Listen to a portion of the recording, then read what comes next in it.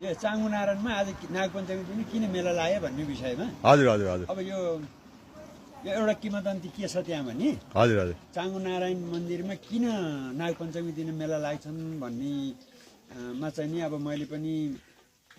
बुढापाकाहरूसँग सुनेको कुरो हजुर हजुर एकपटक सुन्दरी जलको नाग चाहिँ नि टौदमा मेला मनाउन जानुभएको थियो हजुर हजुर है हजुर अनि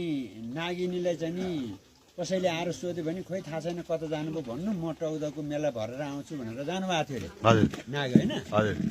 अनि जानुभएको थियो त्यति बेला चाहिँ नि नाग उता गएपछि गडुरले चाहिँ नि जोईको भेष बदलेर नागिनीबाट भिक्षा माग्न आएछन् हजुर हजुर होइन हजुर अनि भिक्षा मागे रे अनि भिक्षा मागेपछि नाग राजाको देखिँदैन कता हुनुहुन्छ भने रे हजुर अनि नागिनीले के भनिदिनु रे भने अब गडुर होइन जोगी त हो नि हजुर हजुर उहाँ टौदो मेला भएर जानुभएको छ भनेर लगाइदिन्छन् ए है हजुर हजुर अनि त्यसपछि गडुर चाहिँ नि चट्ट गएर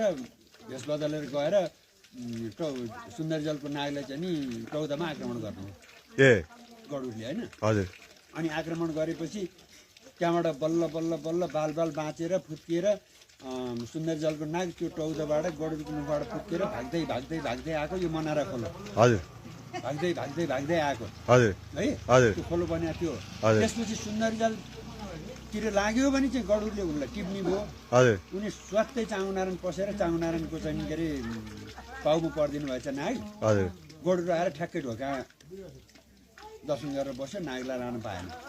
हो होइन हजुर अनि हजुर चाङ्गुनारायणभित्र असली जिउँदो नाग छन् हजुर है हजुर अनि त्यहाँ के छ भन्दाखेरि जुनसुकै ठाउँको नागलाई गडुरले लाँदाखेरि चाङ्गुनारायणलाई पसिना आउँछ हजुर हजुर होइन हजुर त्यो पसिना पुछेको कपडा एकदम महत्त्वपूर्ण छ हजुर त्यो कपडा आफ्नो घरमा राख्न सक्यो भने साह्रै रक्षा हुने र यो एलर्जी हुने होइन हजुर नाग देवताहरूले कसैलाई दुःख दिने एलर्जी हुनेमा त्यो कपडाले पुछ्यो भने त्यो एलर्जीहरू सब जाने हजुर होइन हजुर त्यो छ अनि तपाईँसँग हुनुपर्छ त्यो कपडा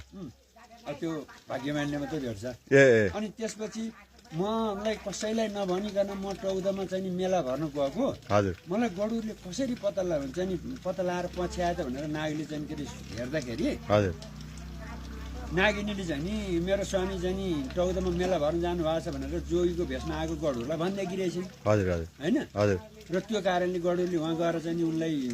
आक्रमण गरेर छ हजुर र आश्रय लिनको लागि सुन्दरी जल जाउँ भने नभ्याइने भएर चाङ्गुनारायणमा नाग पसिदिनु भयो अनि त्यो कुरो नागले थाहा पाएपछि हजुर अनि नागिनीलाई श्राप दिनु पऱ्यो क्या ए तैँले गर्दाखेरि मेरो आज झन्डै प्राण गएको थियो हजुर है हजुर म बाल बाल यहाँ भगवान्को कृपाले बाँचेँ हजुर म तेरो मुखै हेर्न आउँदिनँ हजुर आउँदै आउँदिनँ अब म यहीँ बस्छु तेरो कारणले गर्दा म झन्डै मरेको म यहीँ बस्छु भनेर नागले चाहिँ त्यसो भनेर नाग यहीँ बसेपछि हजुर अनि उनलाई चाहिँ पिर परेर हजुर उनी रुन्छन् ट्यामट्याममा हजुर चाङ्गुनारायणको त्यो उत्तरी ढोकामा गएर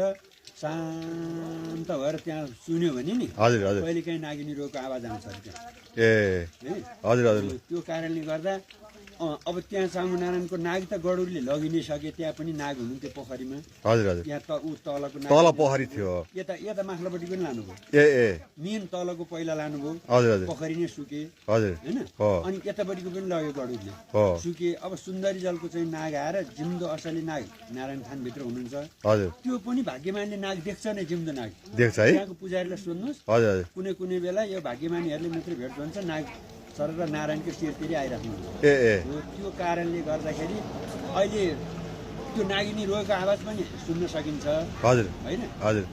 अनि ती नाग चाहिँ नि असली नाग चाहिँ नारायणभित्रै पसेर गडुर चाहिँ हात जोडेर चाहिँ क्षमा आएर बसेका कारणले गर्दाखेरि असली नाग त यहाँ हुनुहुन्छ भनेर चाङ्गुनारायण मेला लाग्ने कारण त्यो हो